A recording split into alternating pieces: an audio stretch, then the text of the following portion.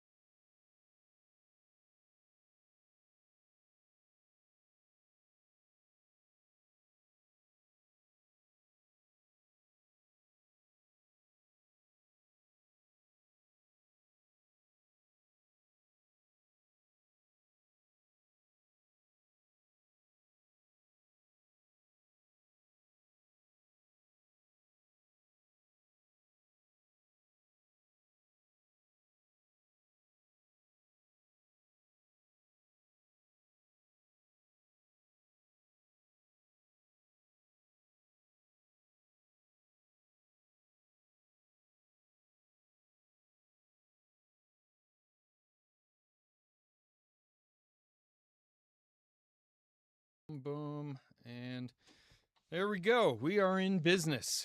All right. And I'm a few minutes early. So, yeah, I could take some questions for anybody who's out there. Just want to thank you for joining me tonight for Biblical Hebrew Without Fear, Lesson 5. Yep. Going to wait a couple of minutes to get started just because I did say 7:45 and it's only 7:42. I'm actually set up and on time for once. Usually getting things scrambling to get the windows all set up and so on and so forth.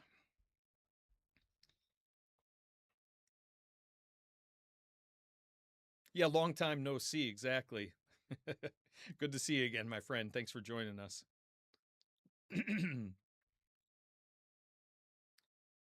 All right, we've almost got a quorum tonight.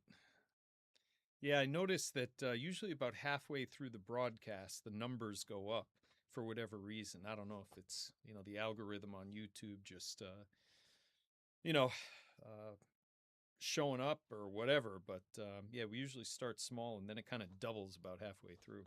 So, how are we doing? 7:43? Yeah, I don't know if I mentioned this to those who are interested in modern Hebrew and Arabic, but this is where's my camera? Oh, there it is. Yeah, this is the Elechai. I have the English edition over. Yeah, so Lidaber Aravit. Aravit. I was going to say Ivrit. Lidaber Aravit. And Aravit is how you say Arabic in Hebrew. So Lidaber means to speak, or you could just say speaking. And so it would be speaking Arabic. Lidaber Aravit. Okay. And this is by Elechai. And it's kind of a cool book. Like, this one here, Inte Sakenhon. So, because it's written for speakers of Hebrew, you can see that the Arabic is presented in Hebrew characters. I'll see if I can bring that in a little bit. Into Sakinhon. So, you're actually learning to read Hebrew, learning to read Arabic in Hebrew characters, and there's modern Hebrew translations throughout. And it's actually, you might say, what's the point of that? But if you ever get into studying early Middle Arabic, not standard Arabic, but early Middle Arabic, what you will find is that part of that is Jewish Arabic, and Jewish Arabic was written in um, was written in Hebrew characters, and so you can actually, have a look at, some of these texts that are both in Hebrew script and in Arabic script. There, this is Joshua Blau, and I have another book by him on Jewish Arabic as well. I think it's over on my other shelf. I usually don't keep my Arabic books right next to me, but anyways, there you go. All right, so let's get started. I've got my coffee, and it is 7:46, so time to get rolling. All right. So let's see. Today we are doing. Let me go over to this screen. So, Biblical Hebrew Lesson 5. And again, for those who are new to the broadcast, or if you're watching this recording after the fact, then you will know that we're really introducing modern Hebrew principally for now, introducing modern Hebrew, and slowly segueing into biblical Hebrew, because this course is built on the conviction that if you can speak some Hebrew, that it's a living language to you, then it's going to be easier to retain the biblical Hebrew. That's kind of where we're going with this. Okay. All right. So what are we going to be doing today? So, asking questions in Hebrew: what, who, is there, do you have? Some of what we're going to do tonight is going to overlap with the Hebrew Arabic, modern Hebrew, modern Arabic series that I'm doing. You can check out the videos on that on YouTube. They're abridged. If you want to see the redacted full-length video, I have those posted on Patreon. So people who support the channel there get full access to all that, and that just helps me to continue doing what I'm doing. So, all right. So here we go. We're going to build on lessons 1 through 4. And we're going to start with a cumulative review. If I happen to forget to move my, if my camera image, the video image, or the chat overlaps with the text and I forget to do it, just please shoot me a note in the comments. Sometimes I'm looking at 2 screens, and what I'm looking at is not what's being broadcast. So appreciate your help with that. All right, so let's do a little core vocabulary review. So here we go. So the first word, we've got peace, okay? And shalom is how we're going to write it. We've got the transliteration over here, shalom, okay? And then we've got it, the Hebrew characters without the nikud. So shin, lamed, vav, and then mem sofit. Sofit means final, mem sofit. And so shalom, shin, lamed, vav, mem. We said that the vav is functioning here as a vowel letter. Okay, shalom. And there it is with the nikud. We have the kamatz and the cholam vav. Okay, so shalom. And that's a perfectly good thing to say to our friend from Melbourne, Australia. All right. So, anyways, glad you're back with us. I love the fact that we have these, international study sessions. And here we go. So, shalom, shalom. All right. So next we have yes, can. Okay. And again, the transliteration system that I'm using for this course is imprecise. In some Hebrew grammars, you're going to find macrons and apostrophes and dots and all sorts of diacritical marks. Here, this is just an approximation to help you retain the Hebrew. But we've got kaf and nun sofit. Kaf, nun sofit. Again, sofit means the final form, word final form. The dot in the kaf is a dagesh. It's a hardening dot in this case. Makes it a k sound as opposed to ch. And the vowel is tsere, which makes kind of an e sound. Ken. Okay. Technically, we consider that a long e vowel, but we'll talk about that some other time. So we've got shalom and ken. Shalom, ken. Right. Next, I'll just kind of highlight it here. So we have lo,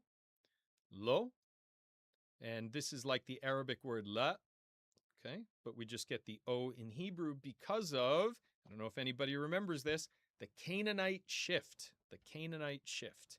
So Canaanite languages, the unchangeably long A vowel in Semitic languages outside of Canaan become a long O vowel inside of Canaan in the pre-Christian era. Okay. All right. We've got a comment up here. So it says, I'm not certain, but I think Can may have made its way into Latin in some form. I can't comment on that actually. So my Greek is pretty good. My Latin is basically non-existent. And so if you come up with the answer to that, I would love to know. I know it made its way into Street Fighter 2. I haven't played that game before, but now I'm going to have to ask my kids about this to see if they get the reference. So that's awesome. All right. So Ken means yes, and lo means no. Remember what we said. I love this.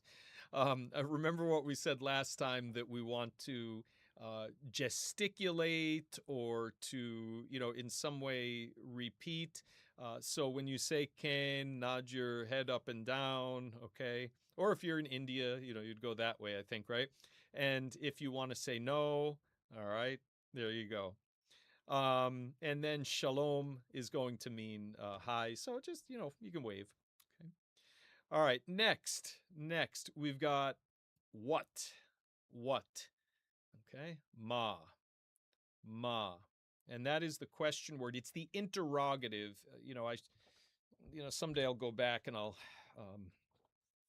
edit these to make sure everything's correct. I've been kind of lazy. Sorry about that. But yeah, ma means what. Okay. All right. And next we've got me, which means who. Okay. And again, this is the interrogative, not the relative pronoun. Okay. The interrogative pronoun, not the relative pronoun. Me, that means who. And the independent pronoun meaning I is ani. Ani. Okay. Chataf patach. This is the short A vowel, the ultra short A vowel. Okay. And then chirik yud. Okay. All right. So ani. And that means I.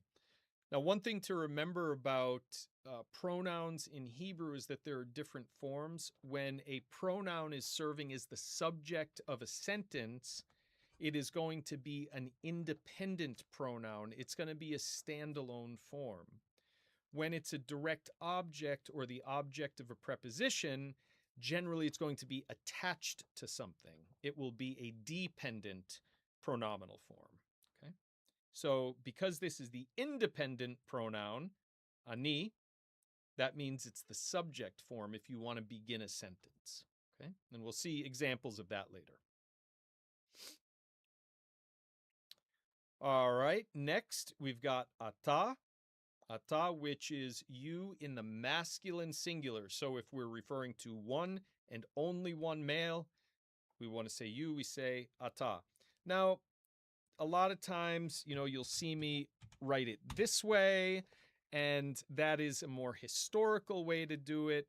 There are different ways to render these. We said the he at the end of the word is not a consonant. It's a vowel letter to indicate that that the word ends with a long A. That is the kamatz, okay? So ata. So aleph, tav, aleph, tav, he. But he is not a consonant in this word, it's a vowel letter. I, the perpendicular pronoun. Yes, indeed. Very good. Hey, and if that's how you remember it, wonderful. We got to find ways to remember these. Okay, next we have he, which is who.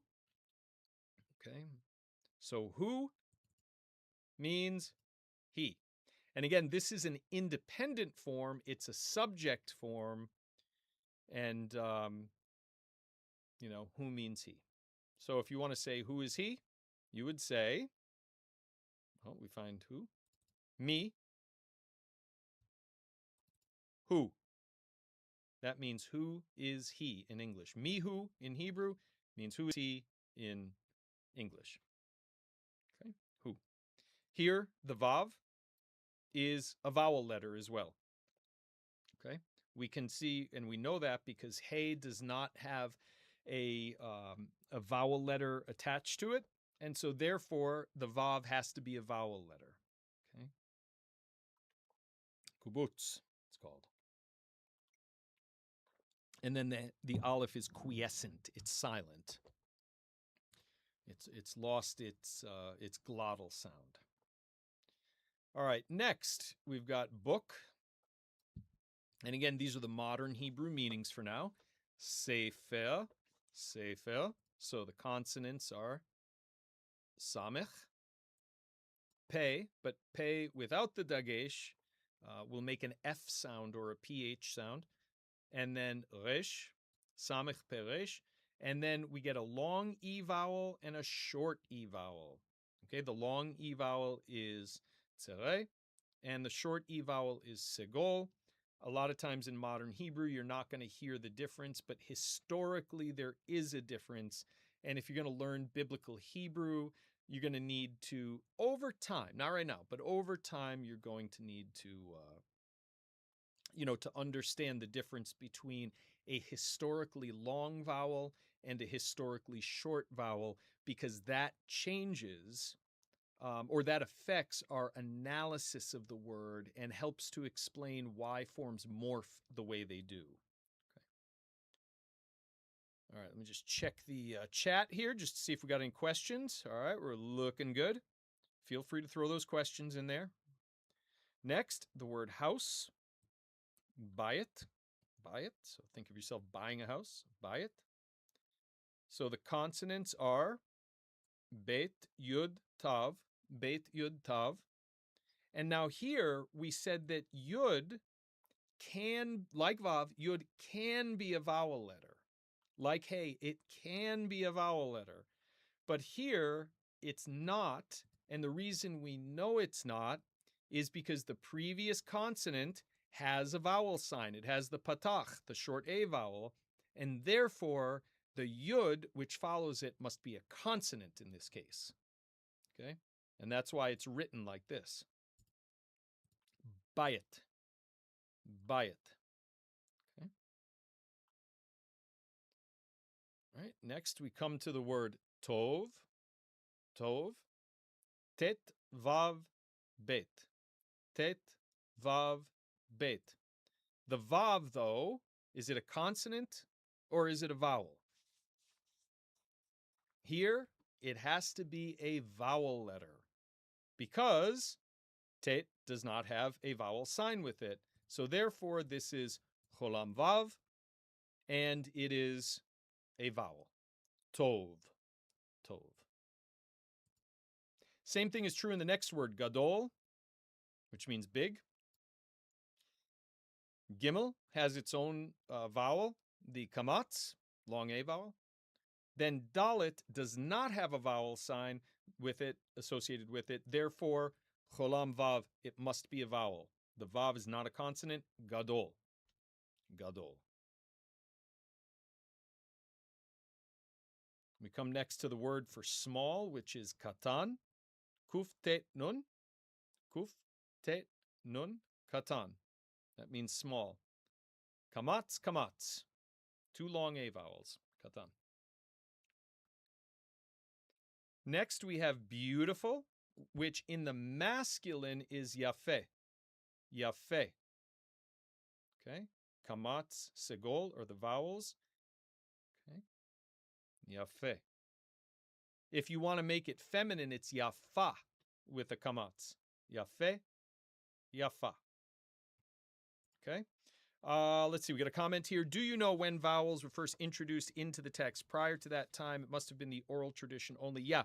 So the first real evidence we have of this is from the Babylonian Talmud, which gives us some indication that there was a move towards that, but it wasn't something that was well established. So it's really the Tiberian Masoretes that introduced that. The by the 8th century we have Masorah, and Masorah includes not only the Masora Parva and the Masora Magna lists, but it includes the cantillation marks and the vowel signs. Okay. The Hebrew text proper is strictly consonantal. Okay. So we're looking at about the 8th century. It's a little murky, but yeah, the 8th century. And there's a book that, since you're asking the question, that I wanted to introduce you to. And of course, with these live streams, what happens is I go and, I talk about things, and then they, I grab a book and then I leave it on the ground. Give me 1 second, because I'd like to show you this. It's important to understand, where we get our information from. And yeah, here it is. Very good. Very good. I don't know if this is customary on, live streams for streamers to get up and walk around and whatever, but here you go. So this is the authoritative work on the Masora. Okay. The Masora on scripture and its methods. So by Yossi Ofer. Okay. Hopefully you can see that. So if you're interested in reading up on this, this is the work that you want to have a look at. There's one other thing. Oh yeah, last week in one of the broadcasts, I don't know when it came up, sorry, hang on 1 second here. So this work, Masoret HaMasoret of Elias Levita, okay, by, essentially Elijah Ben Asher. Okay. In this, so this is, written around the time of the Second Rabbinic Bible, centuries ago. And in it, he tackles the Jewish tradition that the vowel signs were revealed on Sinai. And as a scholar, he says, absolutely not true. But that was a well-established Jewish tradition, that even the vowel signs were revealed on Sinai. And that is just a myth. Absolutely not true. But he tackles that in there centuries ago. All right, one more comment here. It says, I wonder if the Babylonian Talmud introduction beginning was partly, representing the language when the people are influenced into Babylonian language. Yeah, so just clarify for me what you mean by that. There are schools of, Masoretic schools. There's the Palestinian school, the Tiberian school, and the Babylonian school. And so there's not just one system of vocalization out there. That's something I can talk about some other time. We'd have to dedicate a few videos to that where that's all we talk about. But I'd be happy to discuss that if you'd like. Yep. And then I see Jank's comment here, to say very beautiful to a woman. Yeah, yafa meod. Yeah. Yep.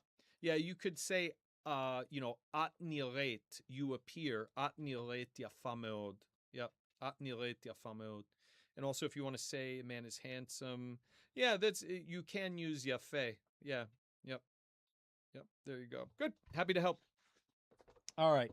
And meod, yeah, we said meod actually. So Jenk's comment there. Meod means very. Okay. All right. And then we get there is. So this was a big one last time, right? Last couple broadcasts. Yesh, which means there is. We labeled this an existential particle, meaning it deals with existence. Okay. And there we introduced two existential particles together, yesh and ein. Yesh means there is, it's a positive existential particle. And then there's ein, which is a negative existential particle. Okay. All right. Good. And let me just move the chat here. I just want to make sure I can see questions coming through. All right, cool. So now we go over to the preposition lamed, which on its own is just l. But when we add chirik yud, okay, li, That means to me. Remember we said before, I'm going to scroll up here, hopefully I don't make you dizzy, that I, the first person singular pronoun, when it serves as the subject of a sentence, ani, it's an independent pronoun.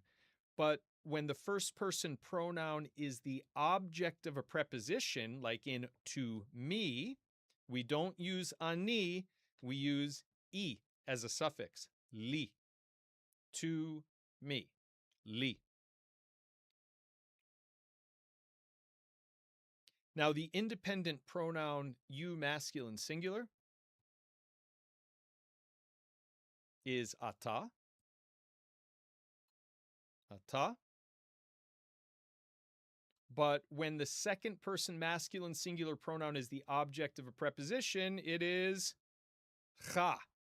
Lecha means to you, masculine singular. Lecha. Okay? So li means to me, lecha means to you. All right, cool. Let's do some reading. So this is up to you. Everybody's at a different place with their knowledge of Hebrew. So, I put the translation in there. If you want to read the Hebrew script, great. If you want to, if you'd prefer to just read the, let me increase the size of this a little bit. Okay, boom, boom, boom, boom, boom. How about, yeah, that's nice. Okay, that's better. So, if you want to read it from the Hebrew, great. If you want to read it from transliteration, that's okay too. So, ha-sefer tov meod. Ha-sefer tov meod. So, ha, the definite article meaning the. Sefer means book, modern Hebrew, the book, ha-sefer. Tov, tet vav bet, tov. The book is good. Where's the word for is? There is no word for is. We don't need it. This is a verbless sentence. Okay? And then meod is an adverb which means very. Meod. Ha-sefer tov meod. The book literally is good very, but we would say in English, of course, very good. Ha-sefer tov meod. Okay? Yeah, toda. And in modern Hebrew, if you want to say you're welcome, you can use the word bevakasha. Bevakasha, which is the same word for please. So please and thank you.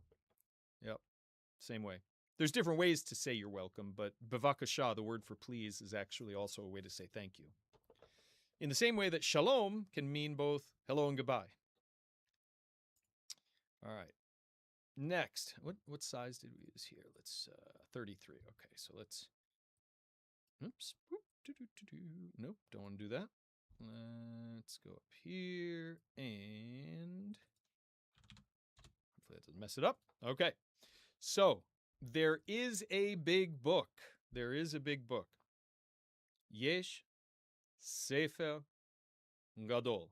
Yesh Sefer Gadol. Yesh is the existential particle, meaning there is. Sefer means book. And Gadol means big. So we see that in the Hebrew, there is no word corresponding to is and a. We read that in from the context. Okay? Just one of the many ways in which all translation is interpretation. Okay? Yesh Sefer Gadol. There is a big book. All right. Next. And let's just increase the size. Much easier. Whoops. We don't want to do 3,000. Let's try that. There we go. Okay, next. There's a beautiful house. So we know by now that there is. Oh, this should say, there is no beautiful house. Maybe I should read what I wrote. Okay, so either there is no beautiful house or you can say there is not a beautiful house. Either one would be fine. Okay, so there is not would be en. Okay. And remember the yud is a vowel here. Tzere yud. En Bayit, house. Bayit. Yafe. Yafe. And so yafe is masculine singular. Why? Because the word bayit is masculine singular. And so there is no beautiful house. En bayit yafe. En bayit yafe.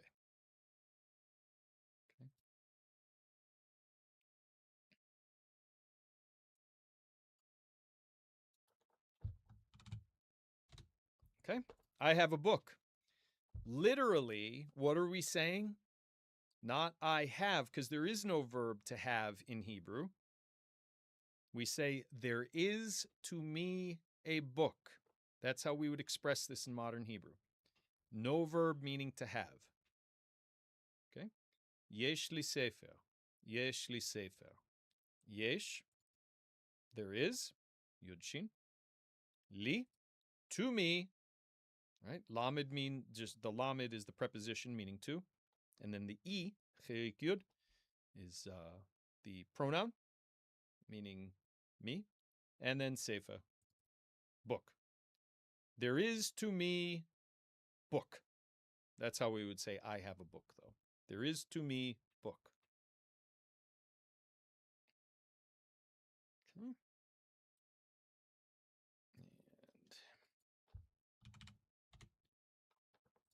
And there we go. So now you do not have a house. So let's reconstruct it using English words, but reconstructing it. It would be, there is not to you a house. There is not to you a house. Let me look at the comments really quickly. When you explain that singular masculine preceding affects the next word, is this rule or concept expressed in good resources you can recommend? Oh yeah, yeah. So this is standard fare in any modern Hebrew or biblical Hebrew grammar, because the rules are the same. It's even true in Arabic as well. So when we start getting into what we'd call attributive adjectival phrases in Hebrew and Arabic, we're going to see this all over the place. So there's two different uses for adjectives, two basic types anyway. There's the attributive adjective and the predicate adjective. So if we say, I'm just going to do this in English for a minute. If we say the house is big, house is a noun, big is an adjective. Because the word is comes in between them, we would call big a predicate adjective. The house is big. But if we say big house, that's an attributive adjective. It's an attribute of the house itself.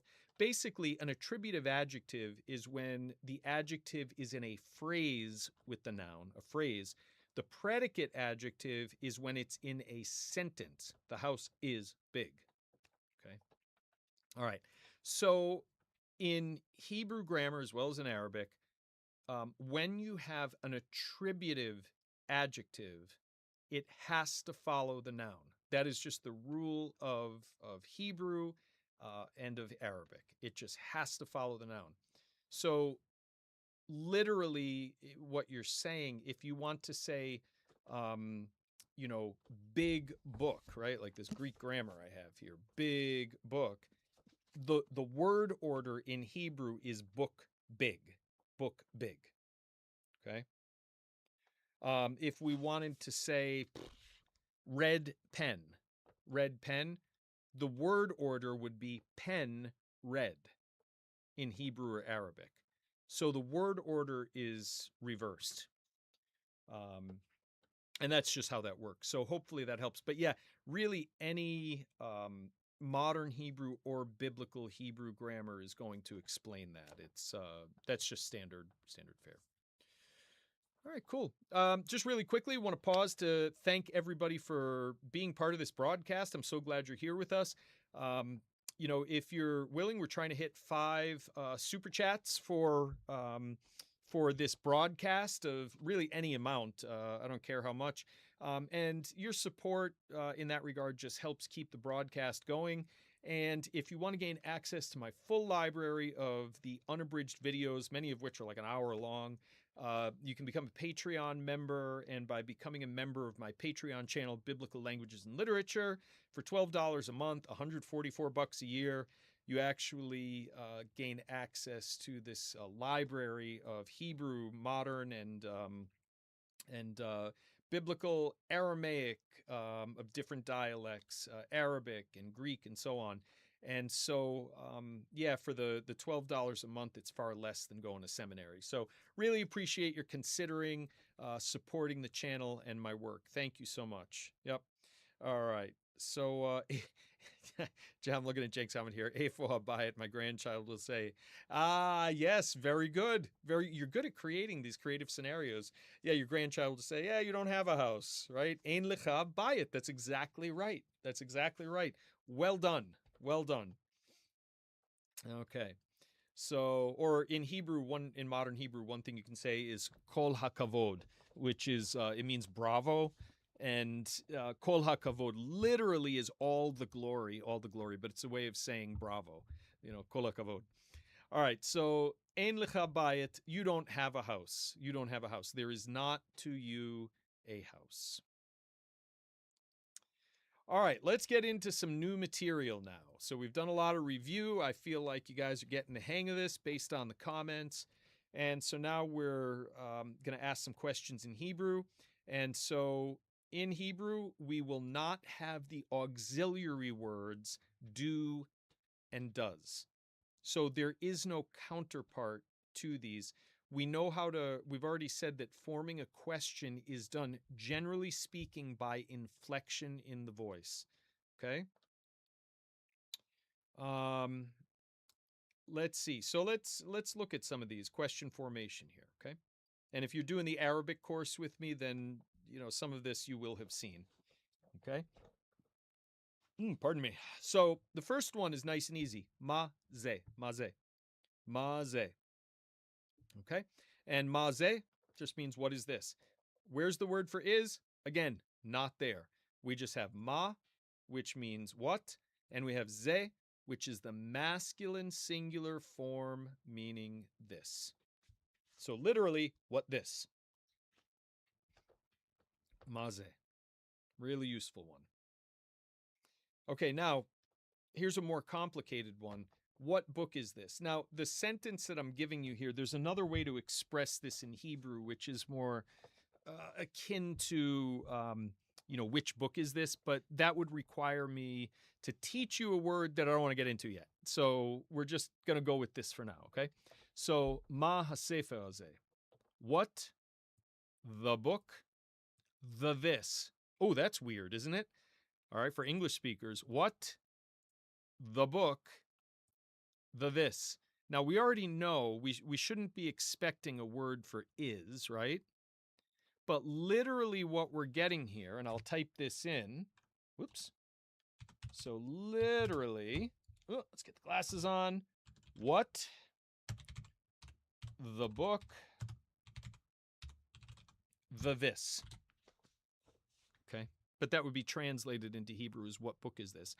And that is because the word this is a demonstrative adjective. It's an attributive adjective. Okay, this would be like, what is this book? That's really the, and that's a better way to say that.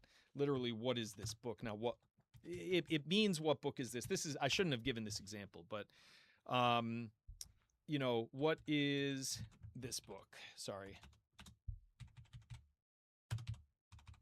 Okay, what is this book?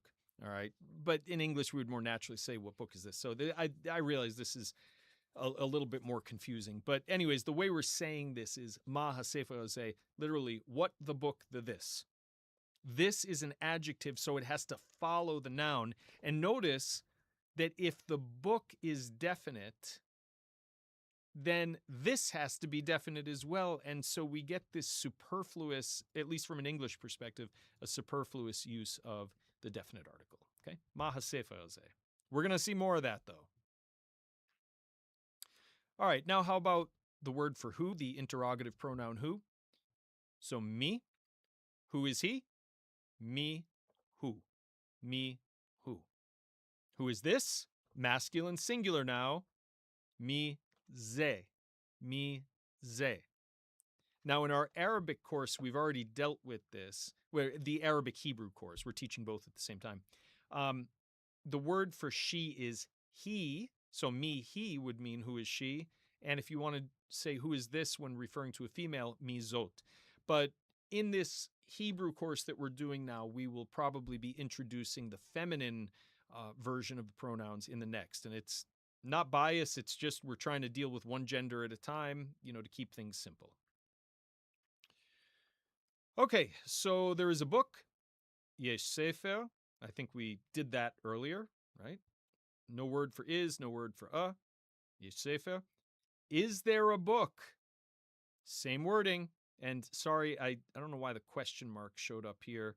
I think I have to, whoops, there we go. Okay. And of course, it messes everything else up. So, yeah. All right. I'm still so used to using my Mac. And sorry about that. But if I go like that, boom, and then put it on the left. There we go. That's what it should look like. Yesh sefer. Yesh sefer. Okay. Is there a book? Oh, that's going to mess it up again, isn't it? Ay, ay, ay. Okay, forget it. All right. We'll just, I don't know. Okay. You have a book. How would we say that? Okay. You have a book. Yesh lecha sefer. There is to you a book. Yesh lecha sefer. There is to you a book. Yesh lecha sefer. You have a book.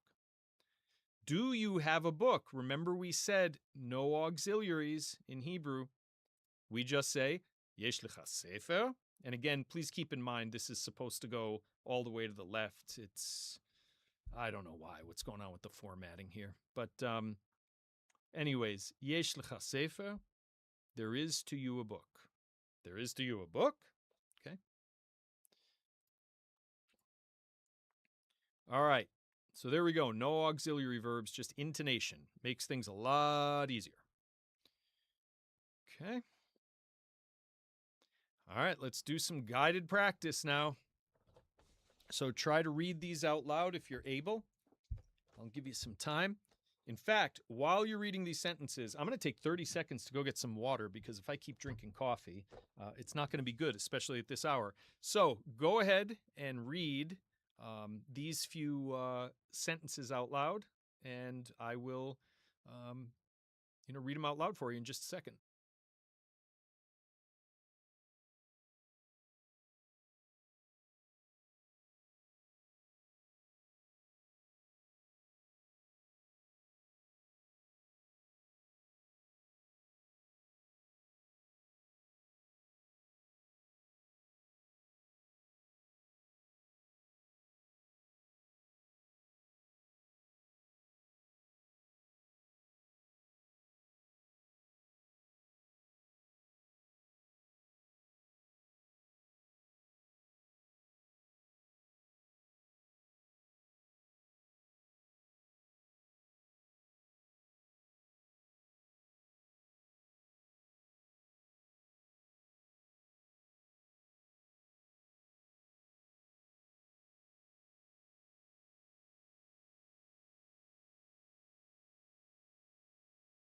All right. So I was just saying, ani shote yoter midai cafe. I drink too much coffee. All right. Here we go. We should be good. Just checking something here really quickly. Boom. Everything looks good, I think. There we are. All right. Awesome. Check for our comments really quickly. Looks like we're good in that department as well. All right. So let's see. Here we go. So the first one. All right. Yesh li bayit gadol. Yesh li bayit gadol. So let's go word by word. Yesh means there is, or there are if the noun with which it's associated is plural. But here it's not going to be. So there is. Li, to me. To me. Yesh li, there is to me, which in English translates to I have. Bayit. Bayit, house. Bayit. Yesh li bayit, there is to me a house, and gadol, which means, big. So there is to me house big. There is to me house big. So I have a big house. Okay. I have a big house. All right. Very good. All right. Next, number 2. Ein li sefer. Ein li sefer. Ein means there is not. Okay. Li, to me. Ein li. Sefer. Sefer. Ein li sefer. There is not to me a book. Ein li sefer. Okay. Yesh li bayit gadol. Ein li sefer. All right. Now again, sorry about the question mark. It's misplaced. Okay. Yesh lecha. There is to you. There is to you. Yesh lecha. Sefer tov. Okay. Sefer tov. But it's asked as a question, right? So, yesh lecha sefer tov. Okay. There is to you book good. Do you have a good book? Do you have a good book? Yesh lecha sefer tov. Okay, next. Ma zeh. Ma zeh. What is this? What is this? Me who? Who is he? Me who? Okay. Me who?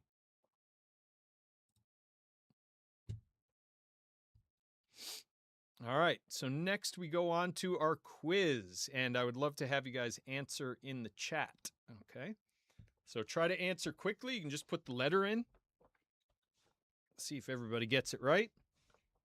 So first of all, check your comprehension. What does yesh mean? Is it no? Is it there is? Is it who? Or is it good? What does yesh mean? So you can get the answer up first. And just put A, B, C, or D. Yeah. I suspect he will. Do you want to take a stab at it, though? The answer is B. That is absolutely correct. Yesh means there is. That's great. Okay. All right. Question 2. What does ein mean? Is it there isn't? Is it very? Is it book? Or is it house? What does ein mean? What does ein mean?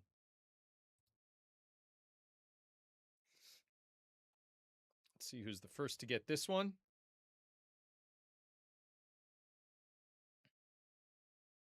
All right. And the answer is A. There isn't. There isn't. Okay. So ein means there isn't. There is not. It's a negative existential particle. Negative existential particle. All right. So next we've got question 3. You got this. All right. There we go. So what does I've got all right, that's all. Hey, I appreciate the honesty. I love it. I appreciate the honesty. All right, so what does li mean? What does li mean? Is it to you? Is it I? Is it to me? Or is it house? What does li mean? What does li mean?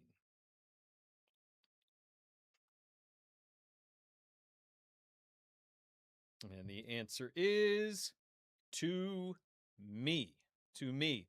So remember that li with the E sound at the end, it sounds like ani, which means I. So there's the correspondence there. Okay. All right. Question 4. Sorry for a negative existential particle. Chance of having friends. All right.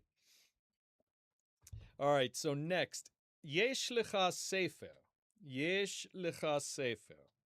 Yesh lecha sefer means I have a book, you have a book, there is a house, or you do not have a book. Yesh lecha sefer means I have a book, you have a book, there is a house, and you do not have a book. Okay.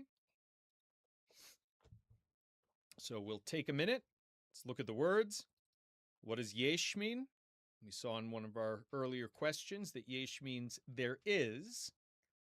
And so say, oh, it must be C, right? Okay. Tengo un libro. Not tengo un libro. No es tengo un libro, es tienes. Tienes un libro. Yep. So, yesh lecha sefer. Okay, there is. Le means to. Yesh lecha means there is to you. And we say, wait, there is to you here. There is to you sefer. Well, sefer means book. You have a book. The answer would be B. B. Yesh lecha sefer. Okay? If you want to say, I have a book, tengo un libro. Yesh li sefer. Yep, no hay problema. All right, so question 5. Chamesh. Chamesh, 5. I should have been counting in Hebrew for you. When we do this in, oh yeah, if you're using the polite form, there you go. Yeah. So in Hebrew, we don't have those polite forms like we do in Spanish or some other languages. So yeah, I should start counting with you in Hebrew. So, mispar chamesh, chamesh, chamesh. Okay. So, ein bayit gadol, ein bayit gadol. Okay. Does it mean there is a big house? There is no big house? The house is big? Or I have a house? Ein bayit gadol. So we go through it here. And we say ein means there is. Bayit means house. I'm sorry, ein means there is not. Sorry. Bayit means house. And gadol means big. There is not house big. There's no big house. There is not a big house. Okay. What does ma mean? Ma? That's right. No hay una casa grande. Okay. What does ma mean? Is it who? What? Yes or no? What does ma mean? And while everybody's thinking of that, just want to encourage everybody to consider leaving a super chat to help funding the channel. Any contributions you can provide really helps me to continue doing what I'm doing. Thanks for considering. All right, so what does ma mean? Who? What? Yes or no? And the answer is B. That's absolutely right. Very good, Australia. Awesome. Question 7. Uh-oh, a little harder. Okay. So, yesh sefer tov meod. Yesh sefer tov meod. Yesh sefer tov meod. So we go little by little. Yesh means there is. Is that I've spoken to a cat? Come here. Like what? Yes, I like that. Yeah, I have. Man, I got to share this with you guys sometime. So for Christmas, just getting off topic a little bit. Yeah, for Christmas, my father gave me a book, which is just delightful, and it's called Love Poems by Cats. And I mean, this will have you in hysterics. So whether you like cats or don't like cats, you will love the book. Love Poems by Cats. It is absolutely fantastic. Yep. To come here in cat. That is hysterical. I love it. All right. So, yeah, we have a dog and a cat who just love each other. They fight all the time, but it's always for fun. Our dog is named Milo and the cat's name is Squirrel. We call him Squirrel. Um, so yesh sefer tov, yesh sefer tov meod. There is yesh sefer book. Okay, tov good, meod very. Okay, yesh sefer tov meod. There is a very good book. There is a very good book. Can you think about how to say I have a very good book? I have a very good book. Oh, that's interesting. That really is interesting. Wow. Yeah, it would be Yesh li sefer tov meod. I have a very good book. There is to me a very good book. All right. Little biblical connection. We said we're learning modern Hebrew here to understand the Bible. And so let's do a little bit here. So some phrases with good, right? So we get the expression ki tov, that it was good. This shows up in Genesis 1. And God saw, vayar Elohim, ki tov, that it was good. There's no it was here. When it says in Genesis, and God saw that it was good, it's just that, ki, tov, good. Okay? All right. And then, and behold, it was very good. Vihine. Hine is a great word. Whenever you see behold in the Bible, it's almost always hine. Okay, hine. So, and behold, vihine, tov meod. Very good. That is said, of all the things that are labeled good in Genesis chapter 1, it is only humanity that is labeled as very good, tov meod. Okay. All right, then ein, right? Ein Elohim, there is no God. There is not a God. There is no God or there is not a God. Ein Elohim. Yeah. ESV interlinear BHS is helping me forget English. Yeah, that's about right. That's about right. Yep, that can happen, right? You're going to start speaking broken English if you do that long enough. Okay. Next, ein tov. There is no good. There is no good. Ein tov. Okay, ein tov. Ein means there's not, and tov means good. Ein tov. There's no peace. Ein shalom. Shalom, shalom, ve'ein shalom. They say peace, peace, but there is no peace. Ein shalom. Ein shalom. Okay. Some simple nominal sentences. Nominal sentences are sentences without a verb. They're noun-based, nominal. Hu tov. He is good.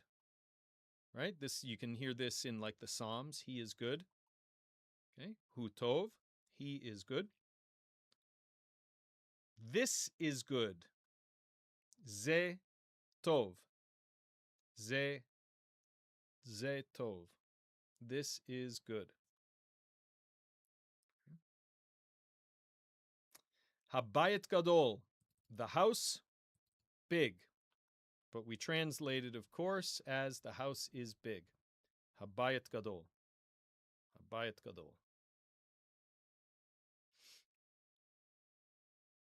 All right, here's some with me. Who is he? Mihu. Who is he? Mihu. Mihu. Who is this? Mize. Mize. Mize.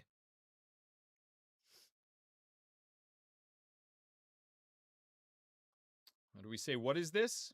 If it's feminine, mazot.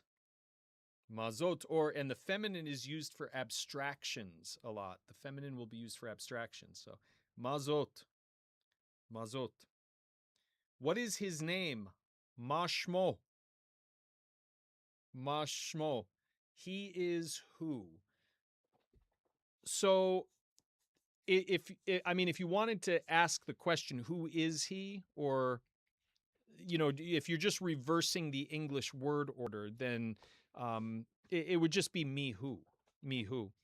But if you're using who in the sense of a relative pronoun, then that would be something very different. Like in ehyeh asher ehyeh, some people translate that as I am what I am who I am. That's different. That's the word asher.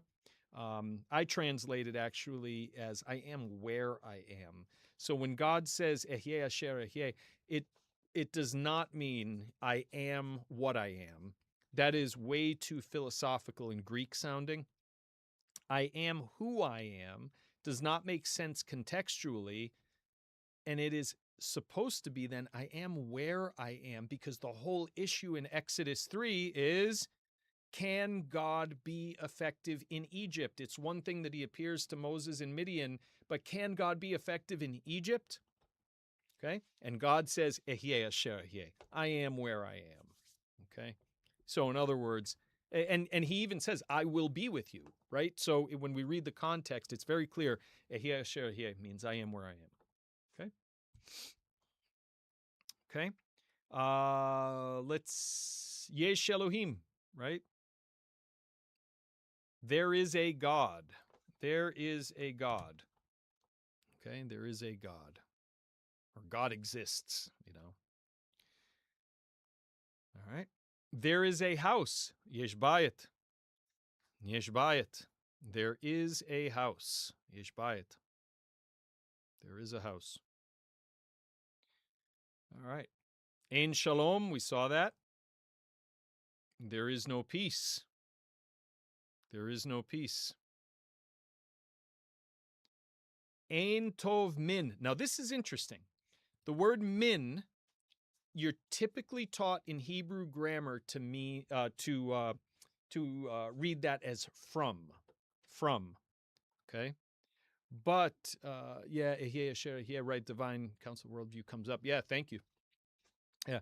So min commonly means from, but when it follows the word tov, the word for good, it can mean than. So tov min does not mean good from, it means better than, or there is no good except. But we would generally translate it as there is nothing better than da da da da da. And that's how I would normally translate it. Literally, there is not good from, but that's not what it means. There's no good except, or there's nothing better than. And you think in Ecclesiastes, there's nothing better for a human to do than to, right? So you know ein, you know tov. Now you've been introduced to from. Hu tov min occurs in Ecclesiastes 9:4. I pasted this in after the fact. Hu tov min. Hu tov min. It is better than. Literally, you would think it would mean he, good, from, but it means it, because he can also mean it. It is better than, or he is better than. Okay. Exodus 3:13, we get that expression that we saw before, mashmo. What is his name? What is his name? Something that's asked of, Israel's God. What is his, or about Israel's God? What is his name? Mashmo. Mashmo. All right, now, Genesis 1:4, Vayara kitov, and he saw, Vayara, ki, that, good, and he saw that it was good. Vayara kitov, Vayara kitov, and he saw that it was good. All right, so we are asking basic Hebrew questions. We are expressing possession now. We are expressing existence. We are describing nouns, and we are learning to read without vowels, and we're even recognizing biblical structures, and we still haven't touched tense conjugation charts. No real memorization, but you're learning useful Hebrew that you can actually speak. And so we will learn these verbal forms in time, but yeah, there we have it. So all right. So yeah, this is all done by intention, and let me just I'm going to just change this up for a minute here. I think we've got the Yep. Thanks for chiming in there. Yeah, glad you're here with us today. All right. So, let me I'll just to fill space more than anything, just move myself over to the center so you can see me a little bit more. Not that that's anything exciting. So, and then we'll just bring the chat. There we go. And here we'll move all this stuff over. There we go. So we can look at the chat and the comments at the same time. So feel free to fire away with any questions that you have.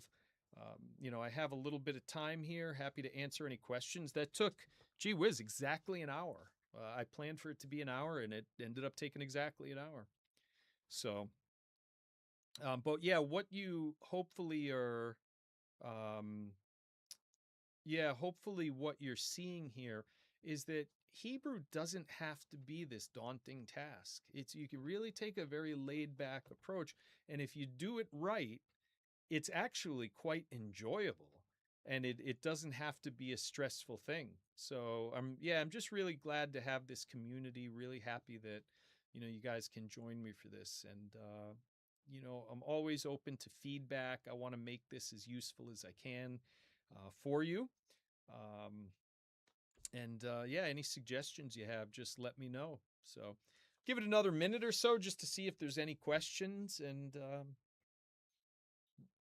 while I'm waiting for questions to come in, I am going to make a covenant with you that I'm going to clean my office and rearrange my bookshelves. My daughter actually told me, she's like, Dad, when you're live streaming, it's kind of stressful for people to see your messy bookshelves back there. And I, you know, um, I think I need to do that. So I'm going to try to this week on Wednesday. I don't teach, so I'm going to clean this up. So yeah, the visuals. Okay, good. Yeah, anything I can do to help you guys, you just let me know what works for you. Um, I have time. I mean, would you guys be interested in reading a biblical text together, like maybe jumping into something simple? Do not clean or organize unless ordered by your daughter. Then yes, you must. So, yeah, well, if you saw the state of my office, I think it's frightening to some people, the amount of books I have all over the place here. But well, I'll tell you what. It's I know some people have to bow out, but if you're interested in doing a little reading, why don't we jump over to Exodus 3, and I'll bring up the accordance. And anybody who has to sign off, feel free to sign off. And if you want to stay on, then stay on. Um, I've got the time tonight, so yeah, a little more time than I usually would. So I'm going to bring up for those who are interested in staying on. And what did I guess I moved the. That's interesting. Oh, wait, I see what I did. No, I don't see what I did. Oh, here we go. All right, so let's do this. I'm going to bring up in the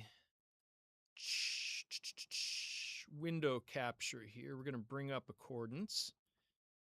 Okay, and let's move that. I'm going to shrink get myself out of the way again.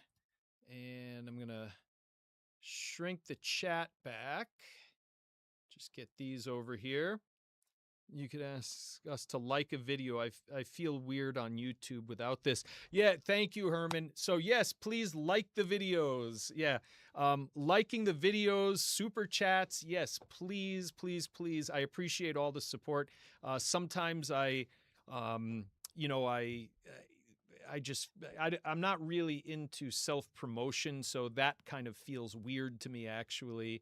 And so, but I know I need to do it because without the financial support and helping with the likes and the algorithm and all that fun stuff, it is hard to be successful at this. So yeah, I do appreciate you guys giving those suggestions there. And let me just, what I have to do here. Hang on one second. We're gotta shrink the window, and we're gonna go over to Exodus 3 just for ha-has, just to do something different. And here we go. Gotta fix this window. All right, get the English up for you there. And then we'll move that, get the Hebrew up. Oops. I'm going to bring that over. Okay. And there we go. Looks like we're in business here. Okay, I'll kind of shrink the chat. Yeah, it's funny how the longer I keep the live stream going, I mean, we're over an hour, and then the numbers start to double the amount of people watching. It's kind of funny. So anyways, glad to have everybody here. Hopefully you can see the text. I'm going to increase the size of the biblical text just to make it more readable. And we'll even make that a little larger. Okay. And let's go over to Exodus here. So Exodus 3 was the first biblical passage that I had, or first biblical chapter that I had to read when I was a seminary student. And let me just fix this. I see that the English is, we got to like kind of do this and then middle of that. Okay, hopefully that does it. Okay. And I'm going to move my mug up to the top so it's out of the way. And I guess we're good. All right, so let's try this. All right. So Exodus, we're going to go to chapter 3. This was just a great experience in Hebrew 1 and Hebrew 2. My first Hebrew teacher, Brian Widben, had us do that, and it all worked through Exodus 3, and it's a great chapter to work through in biblical Hebrew because there's so many elementary words, and you can kind of teach almost all of the grammar of biblical Hebrew through that. So Exodus 3:1, and what I'm going to do is we'll read this in phrases.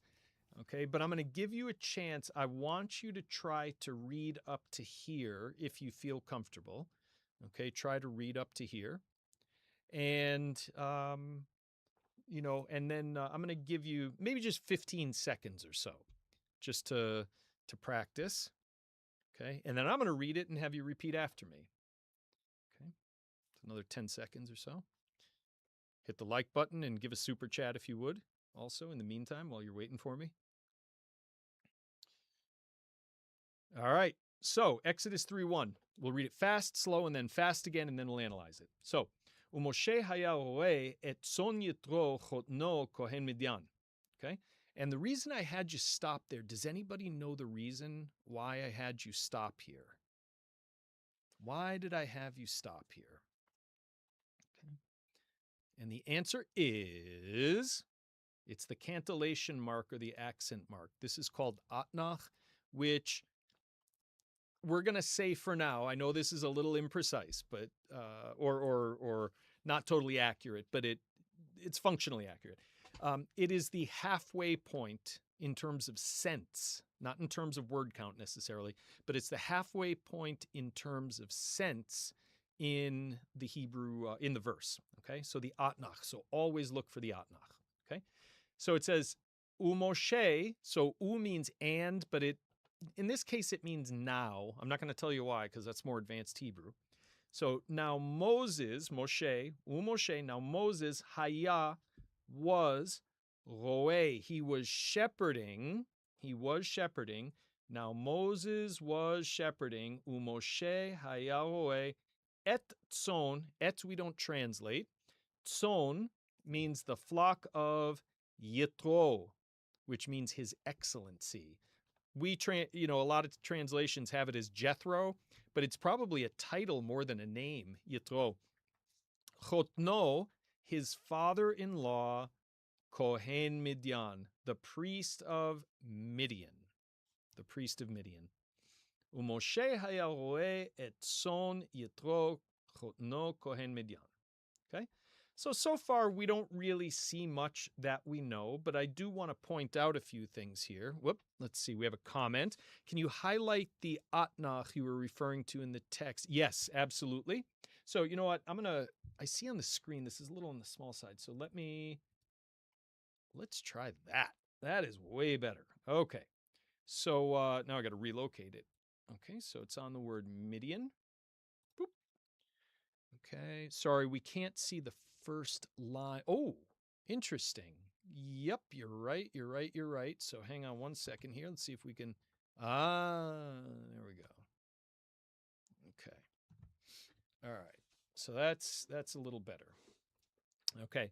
So yeah, we get umoshe, hayahwe, etson yitro, no, kohen, midyan, and that wedge-shaped one is the atnach. And so that is what we call a disjunctive accent, a disjunctive cantillation mark, meaning there's some kind of break. There's not a one-to-one correspondence rate between cantillation marks in Hebrew and punctuation in English, but a general rule of thumb is that if you have a disjunctive cantillation mark, there is a high degree of probability that it corresponds to a punctuation mark of some type in the English translation. Okay? And notice that the word Midian here, Hebrew Midyan, has a comma after it. Now, this, you can't predict this, but when you see the major disjunctives, there's a very good chance that some punctuation will be required in English. Okay? Not necessarily the other way around. All right, so Umoshe haya roe, and Moses, now Moses was shepherding et son Yitro, the flock of Jethro, Chotno, his father-in-law, Kohen Midian, the priest of Midian. Okay? All right, now, is there anything in there that we know so far from our course? Nope, not yet, except for u, which can mean and, or in this case, now, because it's serving to transition. All right, so let's go up now. Make sure you can see the whole text there. Good. Okay. And so we continue on. I want you to try to read this out loud. Try to sound it out for just a minute. Okay. I want you to sound it out, and then I will read it with you, but I want you to get the practice of trying to read this, okay? So just, I'll give you a minute there.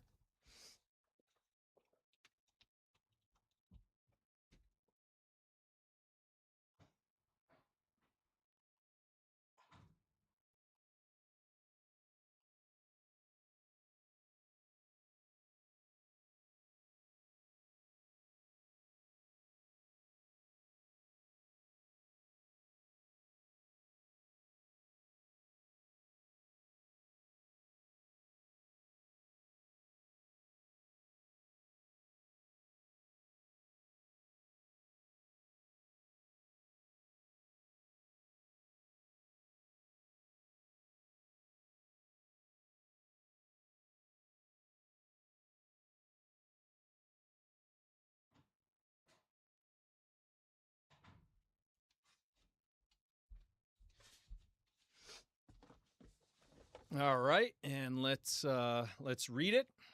Whoops. Sorry, there we go. Okay. All right, so going on here, we have Vayinhag. Gotta get my glasses on. Vayinhag et son achar hamidbar. And now we have the Zakef, can't talk, Zakef Katan. See these vertical two dots, the two vertical dots here over the bet? That is called a Zakef Katan. Is that showing up on the screen? Oh, I guess my cursor's not showing up on the screen. Sorry. The highlight is, but not my cursor. Okay. And that's a bummer. Okay. Well, in any event, Hamid Ba. So the two vertical dots, this is also, it's called Zakef Katan, and this is a major disjunctive accent, a major disjunctive accent. Okay. I want to welcome those who are new to the broadcast here. The longer we go on here, the more viewers we have. I'm really happy to have you here. Consider hitting the like button, and if you would definitely appreciate super chats, and consider checking out my Patreon channel where my unabridged videos are located. For $12 a month, you gain access to absolutely everything. Lots of stuff that's not available on my YouTube channel. Thanks so much. All right, so Hamid Bar. And so we're going to pause there for that reason, because there's a major disjunctive accent. Now, in this phrase, let's recognize what we know. Ooh, we've got the definite article, ha, and we see it twice, in fact. We also see a vav on the verb, okay? So we start with vayinhag, which means, and he led, right? And he led. Et hatzon, well, we saw the word above before. Tzon means flock. And the ha that's at the beginning of it, I don't know, let's give that the color, whoops. I wanted to give it green here. Oh, I see. We have to go to highlight. I don't want symbols. Highlight all hits. You know what? I can't find my... I guess I got to do this after. All right. Well, whatever. Anyways, the ha is the definite article. Okay. And achar means after, or, in this case, to the west side. Okay.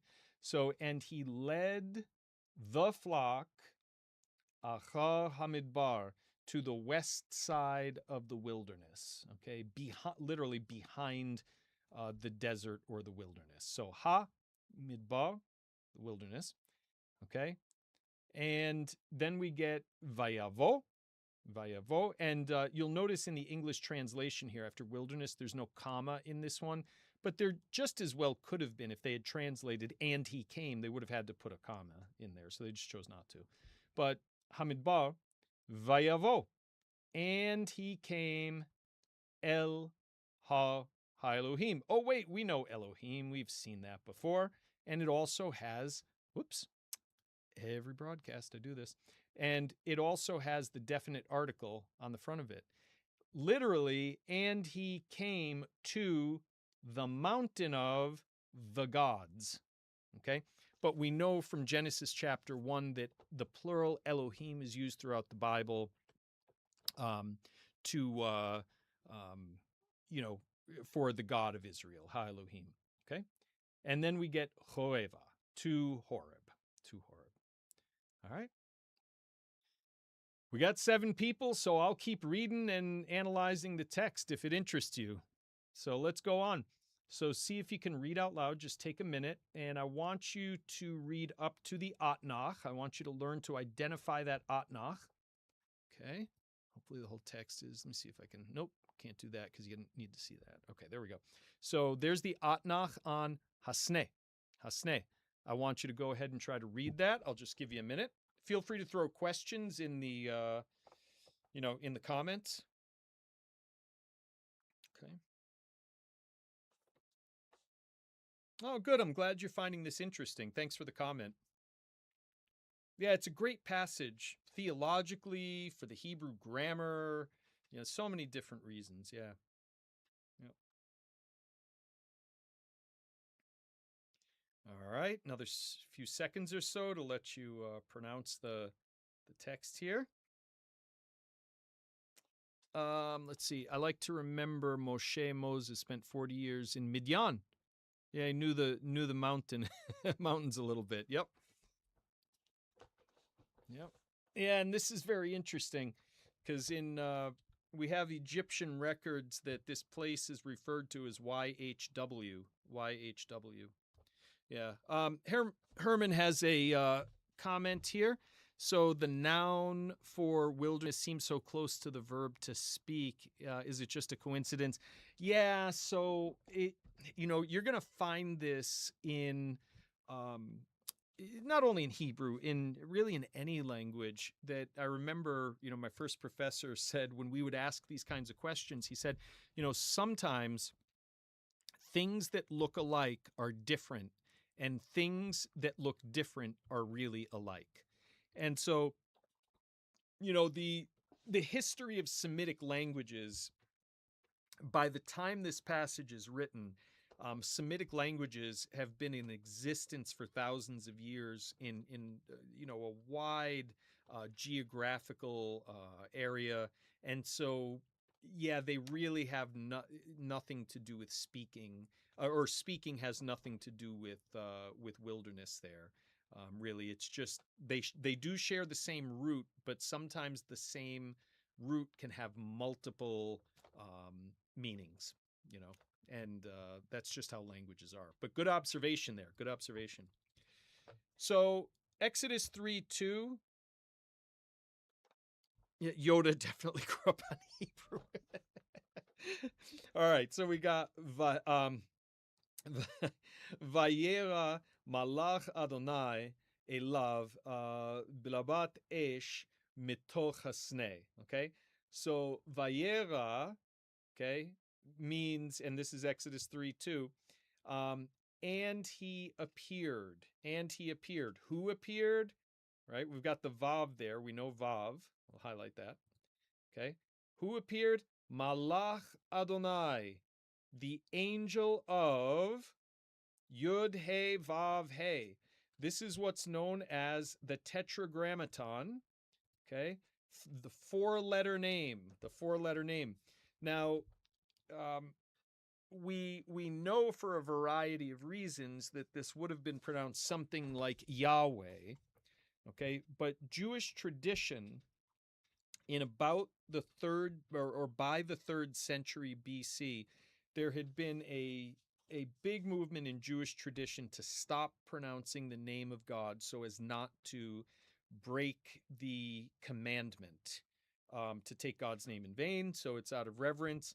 And so the vowels that you see here, the schwa, the cholam, and the kamatz, are the vowels essentially for the word Adonai, which means Lord. They are not the vowels for Yahweh, and that is an instance of what we call Karei Ketiv, where what is written is not what is to be read. Even though the name Yahweh is written, we read Adonai. That is a scribal tradition, and this is part of the Masorah. Okay, and so where the name Jehovah comes from is the only way you can get Jehovah is from a misrepresentation of this word. So what happens? I gotta find the chat box here. Okay, so the Hebrew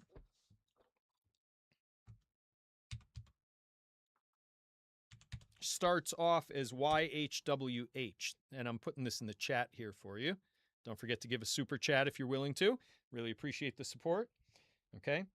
When you bring this over into German, if you know your German, the German letter for Y, Ja, is written with what we would call a J in English. And so in German, right? And the W is pronounced as a V, so we get JHVH. And then you take the vowels that are thrown into the Hebrew consonants, and what do you end up with? Jehovah. Jehovah is not a Hebrew name at all, full stop. What it is a malformation and a misrepresentation of what's going on in the Hebrew text. Okay, Jehovah is not God's name. Okay, his name would have been Yahweh, but the vowels that are represented here and that are used in the word Jehovah are for Adonai, which means Lord. And that's why in most English Bibles, when Yahweh appears in the Hebrew text, it shows up as Lord with all caps, occasionally as God with all caps. Okay. Sorry, could you repeat the term for such cases when something is written? Oh, yeah.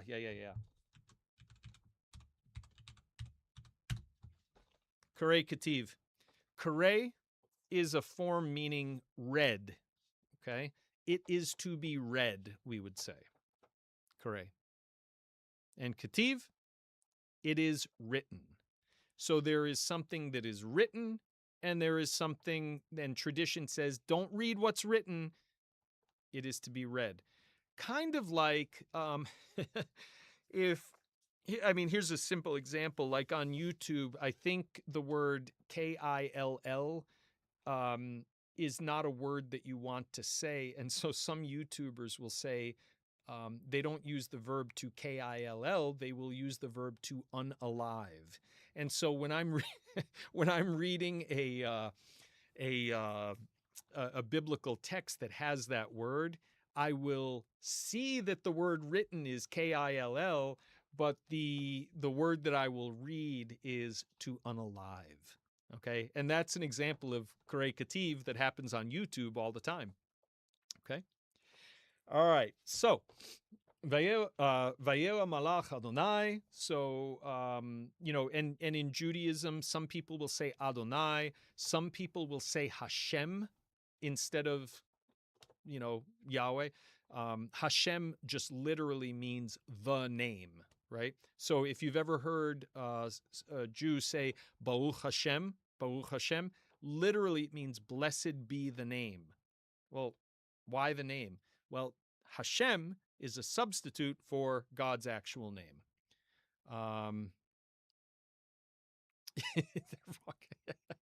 Rather than W-A-L-K. All right, very good. All right, awesome. So, okay, so Vayera Malach Adonai, and the angel of the Lord appeared Elav, to him, Bilabat Esh, in a flame of fire. I don't know if we've seen the preposition ba yet. Well, we are going to see it really soon, so why not highlight that? In, right? Bilabat Esh, in a flame of fire. Mitoch, from the midst of. Hasne, from the midst of the bush. Okay, from the midst of the bush. Hasne. Do you notice that sne looks like the word Sinai for Sinai? Do you think that's an accident? We're going to have to keep reading the text. Okay. All right. Now we get Vayara. Okay. And he looked, Vihine, and behold, Hasne Boel Ba'esh. The bush was burning Ba'esh, with the fire. Literally, the bush was burning with the fire. Vehasne. Now here's an instance where v means but. But the bush, how do we know it means but? Context. Vehasne einenu ukal. Oh, wait a second. We've seen this word ein before. It means there is not. But this time it has a suffix on it. We haven't seen that in our course yet. Einenu ukal. It means it was not. It basically becomes a past tense verb. Okay, not for a beginner's course, but we have seen the word ein. This is a different use of it. Okay, but it is still negative. Einenu ukal. It was not being consumed, we would say. Okay, it was not being consumed. All right, so we have actually seen in Exodus 3 some of the words that we have that we've encountered in our beginner modern Hebrew course already. So we're kind of getting the hang of it here. This is actually becoming useful, I think, and you're starting to see the use of it, I hope. And, if you guys remind me, sometimes I might forget, but after each of these modern Hebrew lessons, at the end, if I have the time, I will continue reading a verse or two out of Exodus 3. And, let's try to make our way through the text. And there's so much repetition in this text, that by the time we get to the end of it, you won't know everything, but you'll have a pretty good feel for what's going on. And you'll be at a place where you'll be ready to, to continue reading it.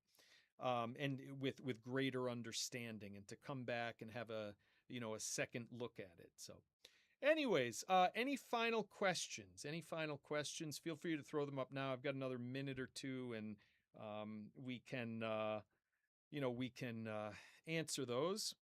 Last chance for super chats. Again, it looks like we've struck out tonight. We've gone 0 for 5. Our goal was 5. We've gone 0 for 5, but would appreciate your considering doing that. It helps me to continue doing what I'm doing.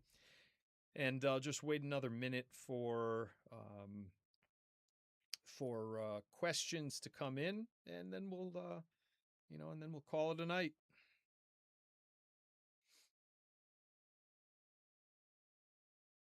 Yeah, we had a lot of good comments tonight, a lot of good questions. Hopefully, this has been helpful. One thing you can do tonight, we're moving towards monetization. It can channels become monetized, um, to allow for super chats and things like that, channel memberships, which I would encourage you to consider doing. You can become a member of the channel, but to get ads running, which is going to help bring in some revenue for the channel, we have to hit 4,000 watch hours, and so I need another 800 watch hours before YouTube will start giving me a cut of the ads. So if you feel like putting your phone on silent mode and turning on like my one of my playlists in the evening, while you go to sleep, then do that. It'll help beef up those watch hours so I can start running some ads and make a little money. All right, so Herman, glad you like the idea. All right, so yeah, it's obviously there's a lot we don't know yet, but we know some, and every time we get together, we will know a little more, and before you know it, the text is going to start to make sense. So yeah. Do you know if Moshe was tanned a little moving close to the burning bush? Yeah, scripture doesn't say, but who knows? Maybe there's a midrash on that. We'd have to look at Midrash Rabbah. I have it back here, and we'd have to look at Exodus 3 and to see what comes up. Actually, where are my Exodus volumes? Well, that's interesting. They must be on the other side of my library. So yeah, well, I have a lot of reorganizing to do, but we'll look at Midrash Rabbah and see if the rabbis have anything to say about that. I don't know the answer off the top of my head. All right, thanks for tuning in tonight, everybody. Really glad to have you as part of the channel, part of this learning community. Be sure to like all the videos, subscribe, become a member of the channel, become a member of the Patreon channel. This live streams like this will actually go up on my Patreon channel in the unabridged format. So basically an hour 40-minute video. Members on Patreon will get full access to it and a whole lot more. So thanks so much for spreading the word, and I will see you next time. Shalom v'lehitraot. All right, vakasha, vakasha.